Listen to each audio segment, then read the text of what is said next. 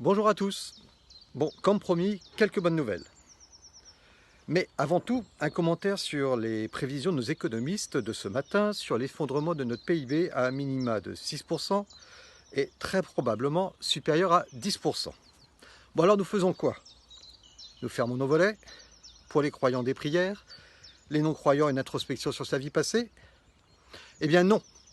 En 2008, grâce à des décisions coordonnées et des énergies rassemblées, et même si beaucoup ont souffert en 2008, et j'en sais quelque chose, on a réussi à déjouer les prévisions les plus pessimistes.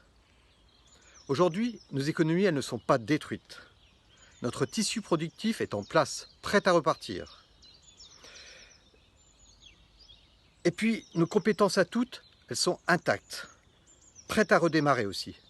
Grâce notamment, et il faut le saluer, à la mise en place d'un chômage partiel massif pour ceux pour qui c'est nécessaire. Et puis la France, c'est aussi 4 000 milliards d'euros d'épargne. Dans le monde, les fonds souverains représentent des milliers et des milliers de milliards de liquidités. Donc, lorsque nous aurons le droit sanitaire de repartir de l'avant, c'est un effort colossal des États, cumulé à la transcendance de zones énergie de patrons, qui auront pour résultat que non, nous ne nous effondrerons pas. Mais oui, nous serons à même de créer un nouveau monde. Donc alors pour ceux qui ont du temps actuellement, il s'agit bien de penser à demain. Pour les aider, je vous livre une avant-première pour construire demain. Les éditions Le Repère de Patrick Blevout, époux de notre amie Evelyne, publient le 10 avril, donc après-demain, ce qui apparaît un ouvrage plus que d'actualité. Vers la Renaissance industrielle. Cet ouvrage a été écrit par Anaïs Vogilis et Olivier Luanzi. C'est assurément une bonne base de travail pour réfléchir à demain. Bon, alors je vous donne comme promis des bonnes nouvelles de notre sud-ouest francilien. L'usine de Rambol à Saint-Arnoux a pu compléter ses équipes grâce à l'aide apportée par Guerlain et à nos élèves ingénieurs agro d'Uni-la-Salle. L'usine tourne de nouveau correctement. Nous avons appris que Dacobello à Ably ont donné 2 tonnes de fruits secs à l'hôpital de Rambouillet et la Fédération de sauvetage et de secourisme. Et puis, je vous raconte cette petite histoire de la fraternité observée entre commerçants concurrents en cette période de Pâques.